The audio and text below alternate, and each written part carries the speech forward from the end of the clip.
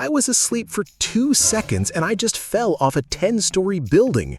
Why does my body keep doing this? Relax. You didn't fall anywhere. Your hardware just triggered a false positive impact warning. It's a hypnic jerk. Impact warning? I am lying completely flat on a mattress. Exactly. But your brain's spatial sensors went offline way too fast. What does that even mean? When you drift off to sleep, your body rapidly paralyzes your muscles so you don't physically act out your dreams. But tonight, your brain misread that sudden muscle relaxation as a literal free fall. So, it panicked? It thought you were dropping out of the sky, so it fired a massive adrenaline shock to make you brace for impact.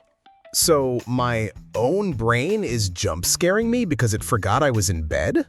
Basically, you're running on legacy software from when humans slept in trees. If a muscle went completely slack back then, it meant you were falling out of the branches. Great history lesson. How do I turn the alarm off so I can actually get some sleep? You have to manually feed your brain proprioceptive data. You need a hardware anchor. A what? Hey, now speak English. Push yourself down and press the flat soles of your feet directly against the solid footboard of the bed, or tightly tuck a heavy blanket exactly under your knees. Press my feet against the wood?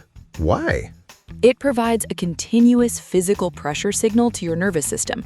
Even when your muscles relax, your brain receives a constant stream of data that you are anchored to a solid surface.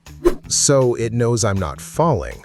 Exactly. The falling glitch gets completely canceled. Hardware anchored. Good night.